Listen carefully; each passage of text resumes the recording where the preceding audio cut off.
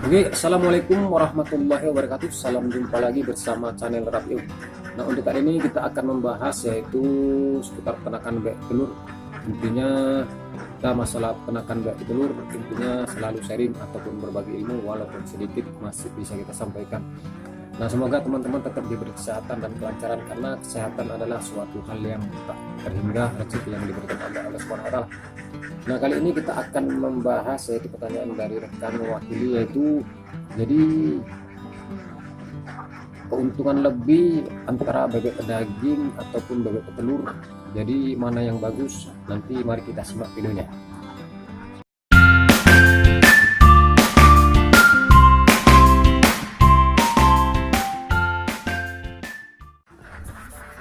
Oke, salam jumpa lagi bersama channel Rafael.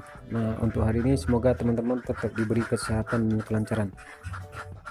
Nah, untuk kali ini kita tetap sharing-sharing seputar peternakan bebek telur kembali. Intinya saat ini udah menjelang tahun 2023. Mungkin 1 minggu lagi udah memasuki tahun 2023. Nah, untuk teman-teman sekalian, intinya di sini kita akan membahas yaitu lebih untung mana sih bang dalam beternak bebek petelur pedaging ataupun bebek petelur. Ini mewakili dari pertanyaan dari teman-teman. Nah, yang perlu kita ketahui yaitu dalam beternak bebek telur itu semua ada keuntungannya masing-masing. Intinya tergantung teman-teman mempunyai lokasi ataupun mempunyai kreatif dalam menjalankan peternakan bebek. Jadi intinya yang kita bahas yaitu untuk masalah keuntungan peternakan bebek pedaging. Intinya semua itu ada hal-hal positif jika kita ingin melakukan dengan niat yang ikhlas. Karena posisi apa yang kita lakukan yang nggak menyalahi aturan sang pencipta, intinya kita akan mengalami keuntungan. Makanya dari segala sesuatu yang negatif itu untuk mendapatkan keberhasilan itu minim, bahkan tidak akan terjadi jika kita melakukan dengan sistem negatif. Jadi untuk peternakan bebek pedaging intinya itu ada keuntungan tersendiri. Jadi kalau untuk peternakan bebek pedaging ini sistemnya kan dia sekali panen. Misalnya kita memelihara dari DOD, intinya mau kita besarkan di kandang ataupun di umbaran, yaitu di saat panen padi. Intinya bebek petelur itu kita hanya membeli bibit DOD. Kalau untuk jantan kisaran dia harga DOD itu posisi saat ini kan melambung, kisaran dia 8 ribuan kalau untuk jantan. Biasanya di saat tahun 2021 kisaran dia 7.000, jadi meningkat 1.000. Jadi untuk memelihara bebek pedaging ini kita kan hanya menunggu waktu kapan dia akan dipanen. Setelah bisa dipotong, bebek itu akan kita jual. Biasanya kalau untuk bebek pedaging itu kisaran dia umur 70 hari udah siap jual kalau udah bobotnya mencapai 1 kilo lebih. Karena untuk kebutuhan pedaging, untuk kebutuhan daging bebek itu banyak dikejar orang, apalagi untuk bebek panggang ataupun bebek geprek, karena udah musim menu-menu untuk masalah daging bebek.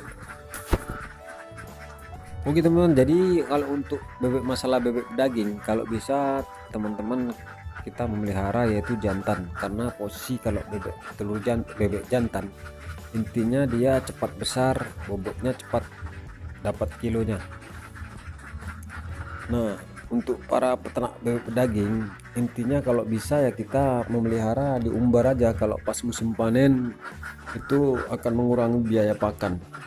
Jadi keuntungan akan lebih besar dibanding kita dari DOD langsung ke kandang selama dia 2 bulan lebih, sekitar 70-an hari.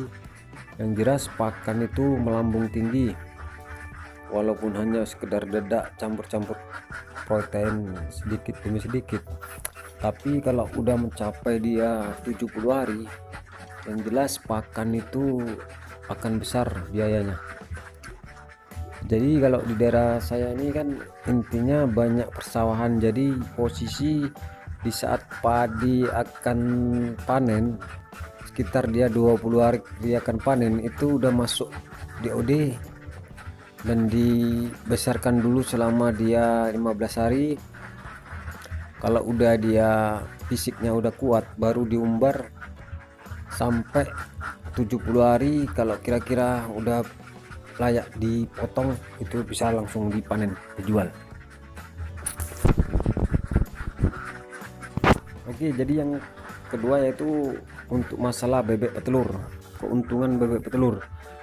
Nah, untuk bebek telur seperti yang saya rasakan saat ini, menurut pengalaman saya, intinya bebek petelur ini kan dia penghasilannya itu dia per hari. Jadi intinya untuk kalangan para ekonomi rendah, intinya kita yang kerja nggak ada kerja tetap, intinya kita bisa melaksanakan peternakan bebek petelur. Intinya bebek petelur itu kan jangka panjang, makanya kita ngambil bebek telur, bibit bebek telur yaitu dari percetakan orang yang memelihara bebek daging, cuma dia kan banyak betinanya. Intinya itulah kita ambil, bisa dijadikan baya untuk ternak bebek telur. Jadi kalau untuk masalah keuntungan bebek telur, intinya kita hanya merawat, masuk kandang dia kisaran dia sebulan lebih. Intinya selanjutnya kita bisa panen terus selama 1 tahun bersih, dia produksi full kisaran dia 7-8 bulan, itu kita mengalami panen terus tiap pagi. Beda dengan tadi peternakan bebek daging, intinya kita panen selepas dia 70 hari ya udah habis, karena posisi memang banyak duitnya nampak, cuma kan intinya kalau masalah duit kan mau berapapun kalau kita pegang habis. Oke teman-teman, jadi kesimpulan dari video ini, intinya untuk masalah bebek daging ataupun bebek telur itu mempunyai keuntungannya masing-masing. Jadi intinya biasanya kalau untuk para peternak, intinya kalau udah dia dasarnya dari daging, dia memang nggak mau lepas untuk memelihara bebek daging. Begitu juga dengan peternakan bebek telur. Intinya kalau untuk peternakan bebek telur penghasilannya itu kecil tapi langsam, dia nggak sebesar bebek daging, karena kalau bebek daging sekali jual rop duitnya banyak langsung nampak. Kalau bebek telur kan per tahun ataupun per 1 periode, itulah keuntungan bebek telur. Intinya jadi untuk masalah peternakan bebek telur, bebek daging, kita nggak usah didebatkan kembali. Intinya semua tergantung selera teman-teman ingin memelihara jenis bebek apa, sistem bebek apa. Karena semua itu kegiatan yang positif. Sekali lagi, segala sesuatu yang dilakukan dengan positif nggak akan mungkin nggak berhasil.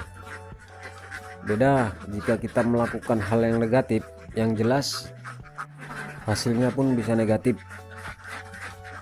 Intinya satu kata, lakukanlah sesuatu hal yang positif, hasilnya tetap positif. Oke, cukup sekian saja video kita kali ini, semoga bermanfaat. Kurang dan lebih saya mohon dimaafkan. Jika ada unek-unek ataupun saran, tulis-tulis di kolom komentar, semoga kita bisa didiskusikan. Oke, cukup sekian saja, saya sudahi. Wabillahi taufik walhidayah. Assalamualaikum warahmatullahi wabarakatuh.